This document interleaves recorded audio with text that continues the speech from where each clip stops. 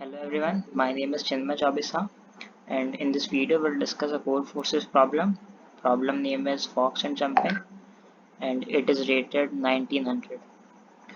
So I'll first explain the problem statement.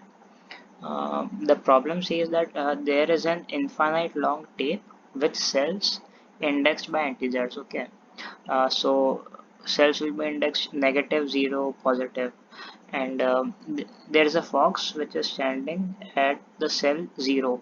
So it's standing at the cell 0, and we are given n cards.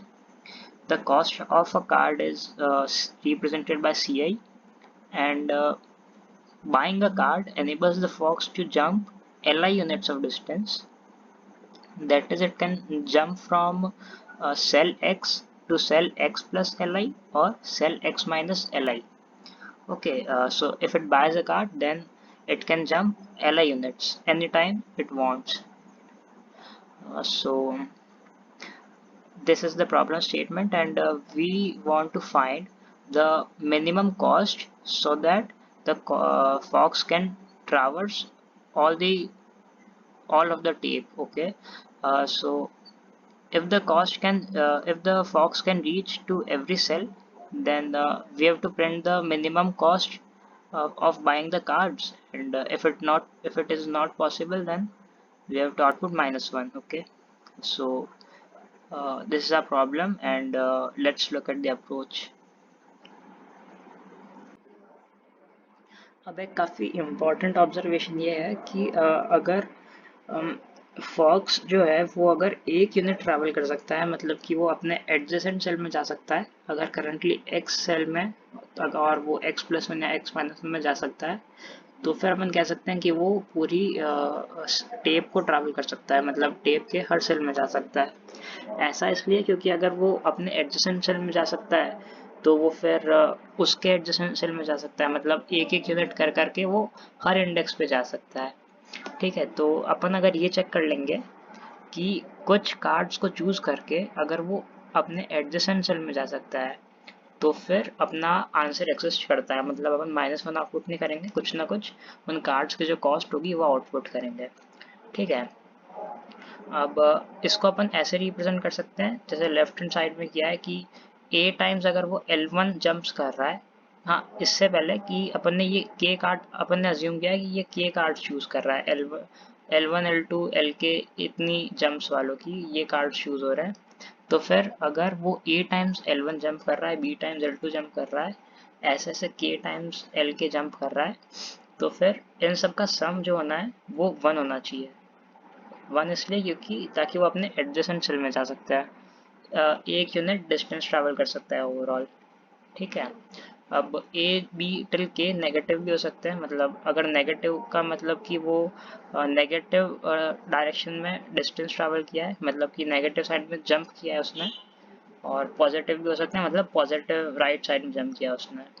ठीक है, और इन सब का सम जो है वो 1 होना चाहिए।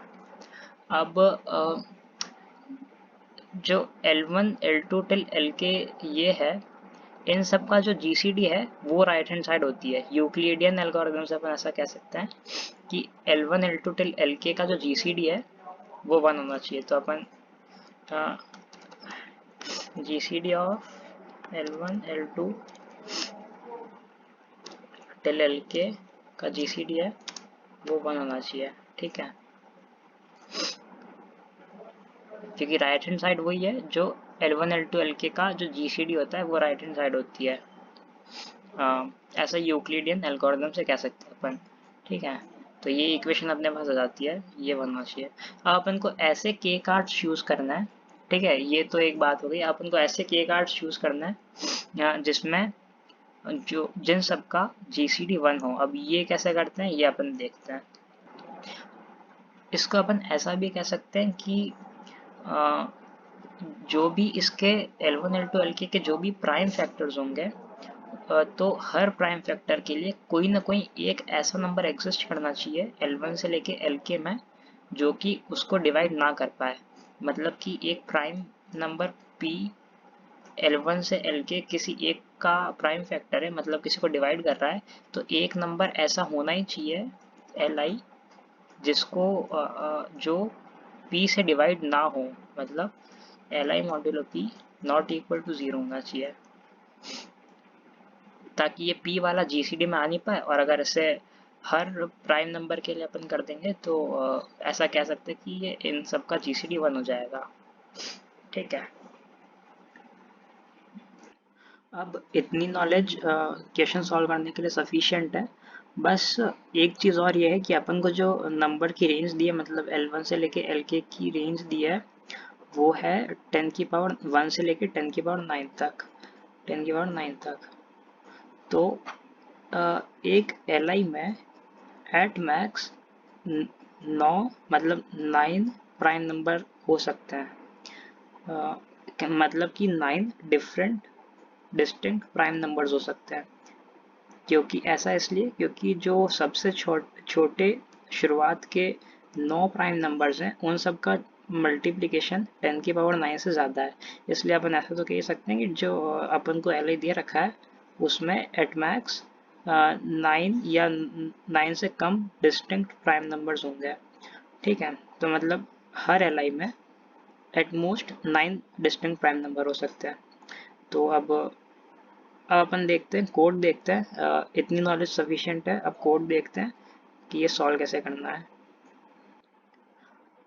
इसके कोड लिखना है, बस अपन को अपनी अप्रोच ये रहेगी कि अपन हर नंबर लेंगे, जो भी गिवन नंबर है हर नंबर लेंगे, उसके प्राइम फैक्टर्स निकालेंगे, डिस्टिंक्ट प्राइम फैक्टर्स निकालेंगे, उसको एक एरे में स्टोर करेंगे और फिर चेक करेंगे कि कितने अपन को कार्ड्स लेने पड़ेंगे जिससे मिनिमम कॉस्ट अपन को मिले और वो उन सब का जीसीडी भी 1 हो जाए।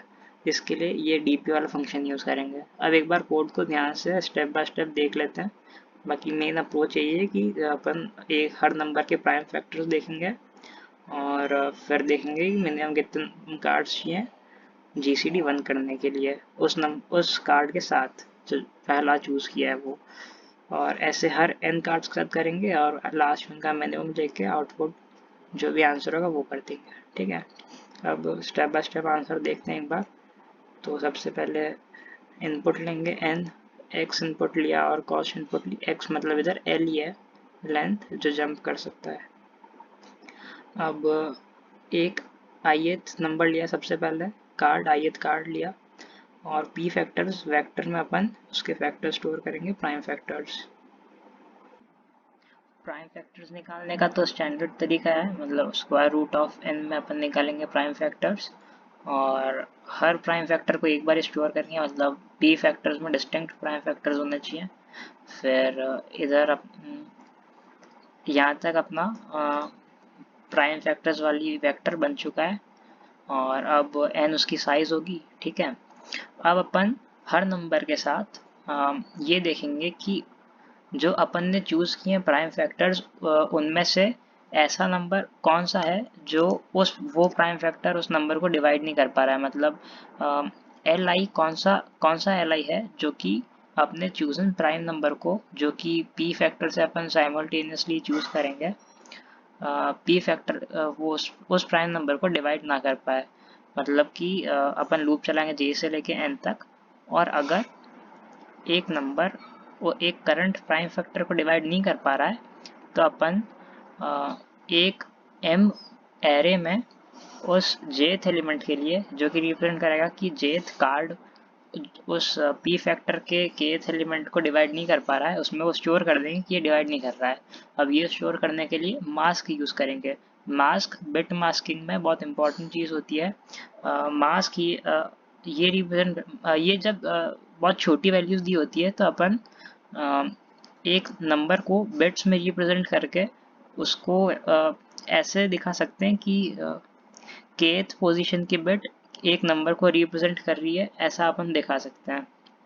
अब अपने वाले केस में अपन मास्क का ऐसे यूज़ कर सकते हैं कि अपना k जो है, मतलब जो डिस्टिंक्ट प्राइम फैक्टर्स थे वो तो वैसे ही बहुत छोटे हैं, अपन ने पहले ही देख लिया, वो तो एट मैक्स 9 हो सकते हैं। तो अपन एक 9 बिट का नंबर अगर अज्यूम करें तो फिर जो उसकी ith बिट होगी वो रिप्रेजेंट करेगा कि अपना ith प्राइम फैक्टर डिवाइड कर पा रहा है कि नहीं कर पा रहा है। अगर नहीं कर पा रहा है तो फिर वो ith बिट 1 होगी वरना 0 होगी। अपन इधर भी वही चीज़ कर रहे हैं कि अगर अपना kth प्राइम नंबर xj को डिवाइड नहीं कर पा रहा है तो उसकी kth बिट पे अपन 1 स्टोर कर देंगे। ये mj और equal to 1 left shift k, इससे यही होता है कि वो kth बिट पे 1 स्टोर हो जाएगा उसकी।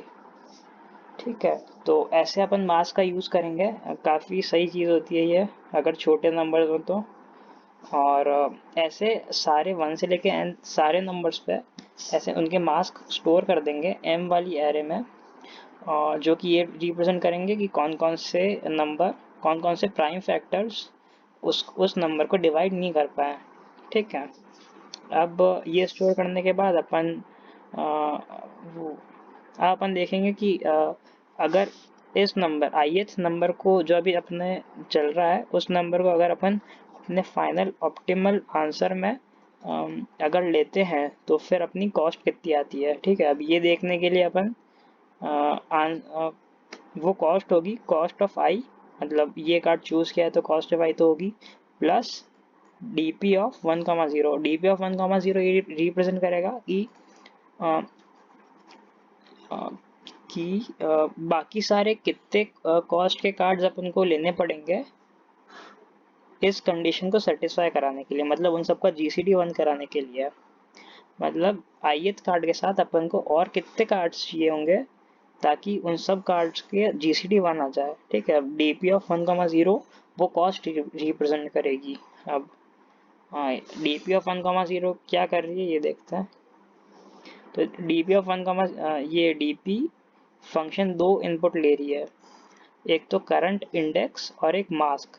इनिशियली मास्क 0 होगा और अपन को मास्क पूरा अगर अपने total capital N prime factors थे तो 2 की पावर कैपिटल N माइनस 1 इतने अपन को मास्क अगर इसके बराबर हो जाएगा फाइनली, तो मतलब अपन कह सकते हैं कि सारे n नंबर्स के लिए, सारे n प्राइम फैक्टर्स के लिए कोई ना कोई ऐसा नंबर एग्जिस्ट हो गया है जिससे जीसीडी 1 हो जाएगा।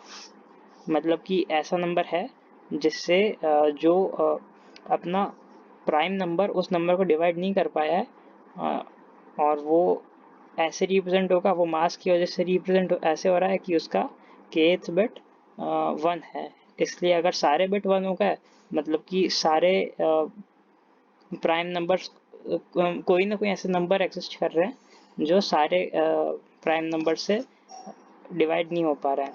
ठीक है, अब इधर मेमोराइजेशन भी यूज़ करेंगे ताकि ये टाइम थोड़ा कम लगे। वो इनिशियली dp जो कैपिटल D कैपिटल P ये वाली जो 2 डायमेंशनल एरे शुरुआत में बना रखी है, इस एरे को सबसे पहले अपन -1 से इनिशियलाइज कर देंगे हर बार।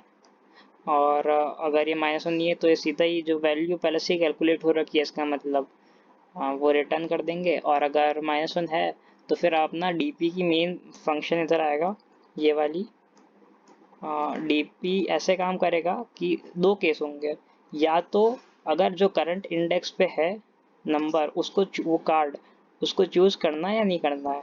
अगर चूज़ नहीं करना है तो फिर सीधा ही अपन dp में dp ऑफ करंट प्लस 1 मतलब कि नेक्स्ट इंडेक्स पे चले जाएंगे और मास्क सेम का सेम रहेगा। मतलब अगर करंट एलिमेंट को चूज़ ही नहीं किया है तो कुछ फ़र्क नहीं आएगा मास्क में, वरना ठीक है तो मास्क ऐसा ही रहेगा और नेक्स्ट एलिमेंट पे चले जाएंगे और वही आंसर हो जाएगा ये।